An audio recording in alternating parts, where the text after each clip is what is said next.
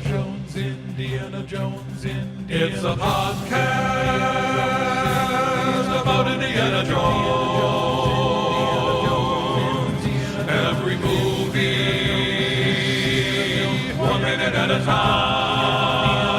Indiana Jones Minute. Welcome back to the Indiana Jones Minute, the podcast in which we celebrate and discuss the film Raiders of the Lost Ark 1 minute at a time. I'm Tom Taylor. I'm Pete Mummert. I'm Jerry Porter. And I'm Heather Antos. Hello, Heather. Welcome. Hey, thanks for having me. Oh, thank you for joining us. This is going to be very cool. Yeah, I'm excited. I love Indiana Jones. So we gather. Now, we've heard you on the Star Wars Minute before, and I guess we were talking about the show on Twitter, and you posted something like, if this is a real thing, I must be on the show. Yeah, my boss actually at work had mentioned about it because he knows I'm probably a bigger Indiana Jones fan than I am a Star Wars fan. And he was like, it was right after I did Star Wars Minute, and he was just like, well, you know, there's an Indiana Jones one. And I'm just like, what? I must find these guys. And find us you did. I did, Well yeah. done. It wasn't that hard. Indiana Jones Minute as a Twitter handle, you know, it was pretty easy to find. So. Yeah. Put a lot of thought into that. Yeah, that's why Pete's on the team here. We should mention that it's significant that you're saying that you love Indiana Jones more than Star Wars because you work at Marvel on the Star Wars comic books. That I do, yeah. So this isn't... I mean, I love Star Wars. Don't get me wrong. I love sure. Star Wars, but I think I watched Indiana Jones way more as a kid than I ever did Star Wars. Would you say that you like Indiana Jones more than Han Solo? Absolutely, yeah. Oh, look at that. You came to the right place. Would you say that Marshall College is on the West Coast? Sure, why not? I'll tell you why not. Actually, I'm not going to tell you why not because I'm exhausted by that whole topic. I was going to say, I'm on a roll. Nah, not really. Fun fact about Han Solo and Indiana Jones. This is for any of the listeners that read the Han Solo comic at Marvel. Our artist Mark Brooks actually uses Indiana Jones reference for Harrison Ford for the Han Solo comic because he was way more expressive as Indiana Jones than he was when he was Han Solo. That's interesting. Yeah, oh my God. yeah. He was like, if you go through like any stills of any of the Star Wars movies, like Han Solo is pretty just a straight face the entire time. And in comics, you know, you have to be very expressive in the art. And so, yeah, he just uses Indiana Jones ref. Wow, that's incredible. Yeah. Wow. I think that means we win. I don't know. That's how I say. That's All right. how, you know. Perfect. Well, let's get into this. We got a lot of work ahead of us. Right now, we're going to talk about minute 96 of Raiders, and this begins with the German U-boat alongside Katanga's ship, and it ends with Marion being brought on deck to Dietrich. Oh, and I'm sorry, before we get into this minute, I do have a couple of things I wanted to clear up from last week. As I've been sitting here thinking about these, I came up with some salient details that... Okay, for one thing, Jerry, I need to apologize to you. I was giving you a really hard time last week because you could not handle that he was going to England instead of America. And I finally realized, I edit these things, and as I listened to it like the 9th time, I was like, oh, he thinks he's only going to England. Like he's giving up on going back to the States with the Ark. Is that what you were thinking? You poor kid? I'll say whatever as long as it gets you to apologize. Jerry, I'm just so kind of sorry. stuck there. Yeah, that's fine. Whatever sorry. It is, peanut butter ice cream, or if he's going to England. Yeah. Yeah. I think he was... my point was that if you go to England with the Ark of the Covenant will remain in England forever. Well, he might have been sneaky about it. He might not have said to everybody, "Hey, here we are in England with the Ark of the Covenant. Now I got to get to the Pentagon. Hey, wait a minute, where's the Ark?" Well, wait, but that's the whole point. Then you'd have the whole next movie would be Temple of the British Museum rating Yeah. of the Lost Ark. Indiana Jones and the Big Ben. Yeah. Or something. No, I think it was just a waypoint on the way to America. Anyway, if I Look, misunderstood I'm not you, Jerry, I gonna look apologize. a gift apology in the mouth at all. Yeah. So. I still don't apologize for breaking your X-wing when we were kids, but what are you gonna do? There's, you know what? There's still several minutes left. That's true. Anything can happen. I might get apologetic. Good news for everybody. I think it was the end of last week. We came to the sickening realization that Mutt was probably conceived on Katanga's boat. But or at Omar's garage right before. or in Omar's garage. But I did what I said I was never going to do. I got on Wikipedia and looked up Mutt, and he's actually a couple of years. Wait, what was it? Older or younger? He's not the right age. He wouldn't have been born. He wouldn't have been conceived on this boat. And see, now I'm a lousy podcaster because I didn't even look up what the exact date would have been. But if you it was go before or in after either this. direction, is Marion even still in the picture? Wait, who? Like if you move a couple of years in either direction from what's happening right now, is Indy still with Marion? Wait a minute, that's an excellent point because he's I not. mean, maybe future, but definitely not past. I mean, before Yeah. the movie, definitely not, Yeah. because she says at the beginning, it's been like 10 years or something. Right. That's well established. Okay, now here I go. I gotta look this up live. What do you look up? Mutt Jones? Yep, that's his name. Oh my God, really? Oh, Mutt Williams. Mutt Williams. Mutt Williams, there it is. Okay, hang on. Mutt Williams. Yeah, that's a name. Yeah, I was like, he plays tackle for the Falcons. Okay, wait. Okay, this is it. Birth, July 1938. The 2 years after the movie. But doesn't Last Crusade take place in 38? I don't remember. I'm not sure. I know Indiana Jones is 36. Yeah. And we've So- sort of conjectured that by this point it might even be 1937, like January or so. That's true. But that could mean that Indy's running around in Last Crusade having just ditched Marion again while she's pregnant?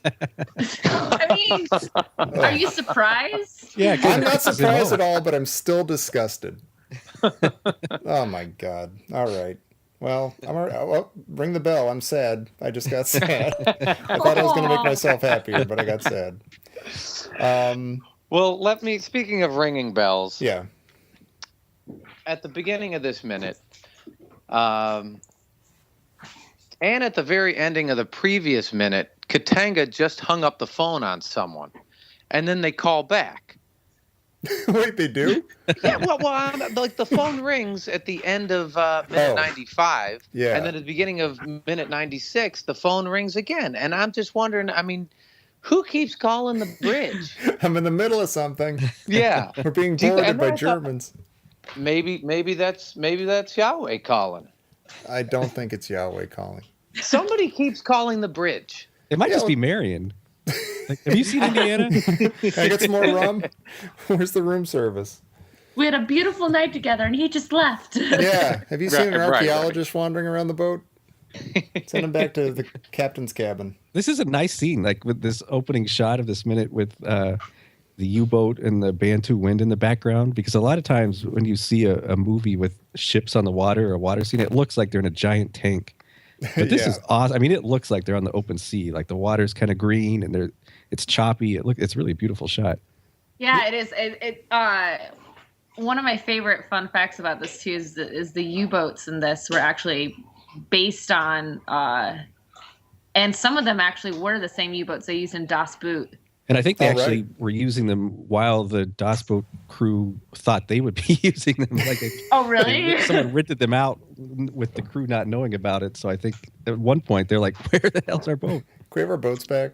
That's such Trying to an make a indie movie. move right there. Yeah. They're lucky they got them back in one piece. Yeah, they're not in the British Museum. I smashed an Anubis through one of your U-boats. Sorry. My mistake. we were wondering this a little bit. I guess, last minute we were wondering if the Nazis have been following them. I'm wondering if they know before they find like Marion and stuff, if they know that this is the right boat, or if they've just been like boarding boats along the way and trying to find the Ark or Indy. It makes you wonder like how much time has passed really in between everything. Yeah, it sort of seems like it's only been a night. Like this is the next morning after they got on board or something. Well, that might be who keeps calling. The Nazis are after them. Yeah. You have any arcs?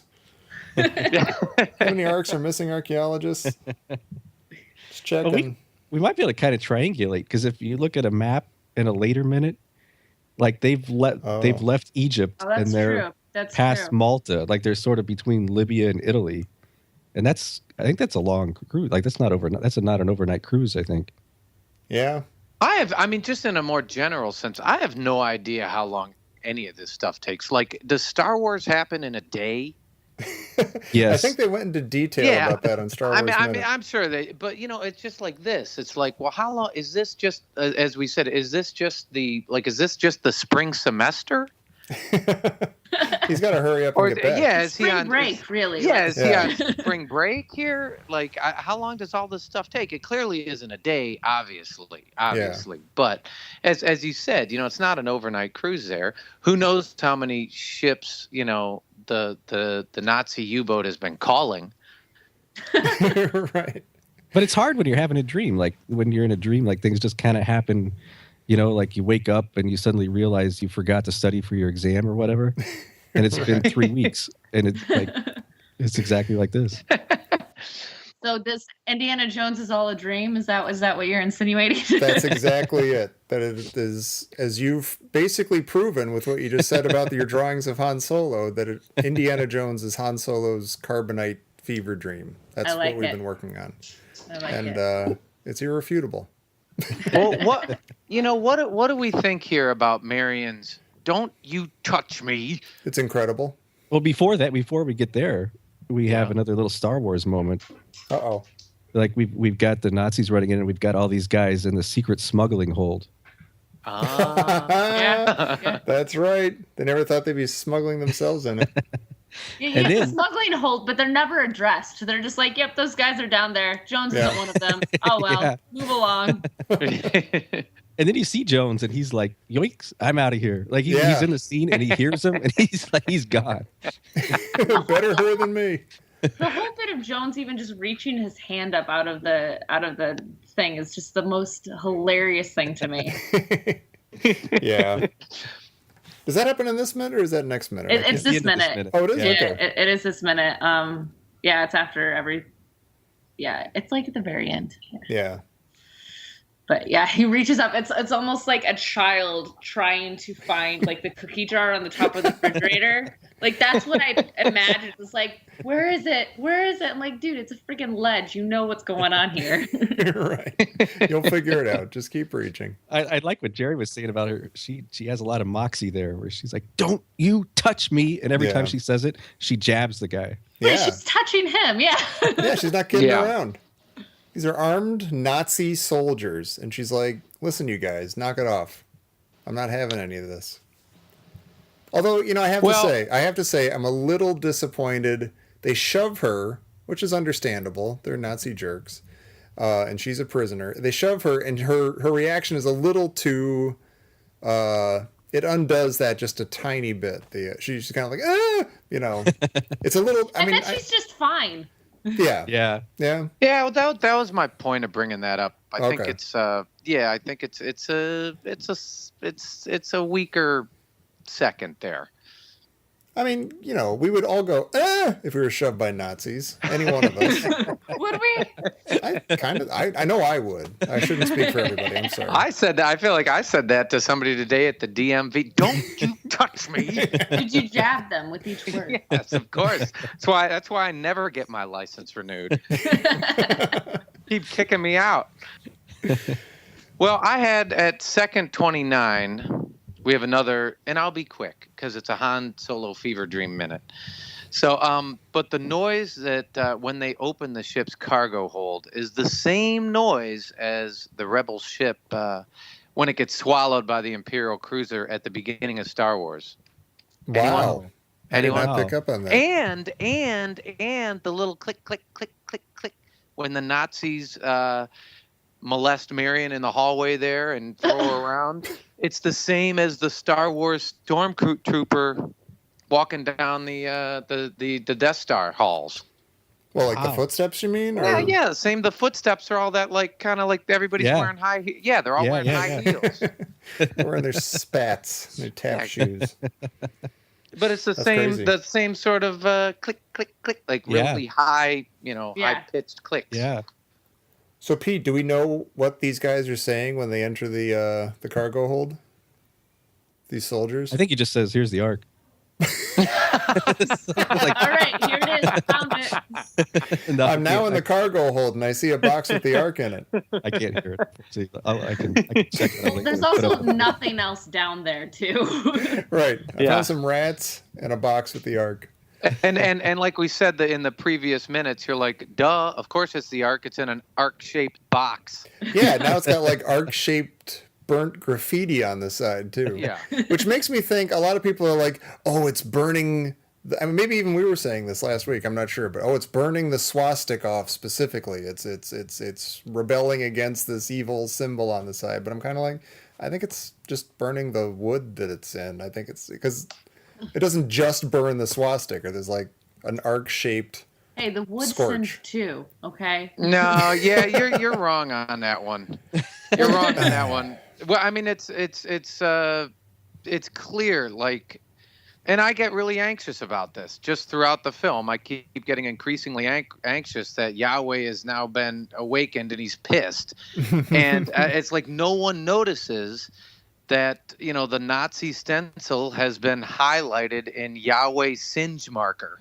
Yeah, but my point is that it's the entire outline of the arc. It's the shape of the arc. So, like, if the swastika had been, like, way down in the corner, like, would it still have been burned away?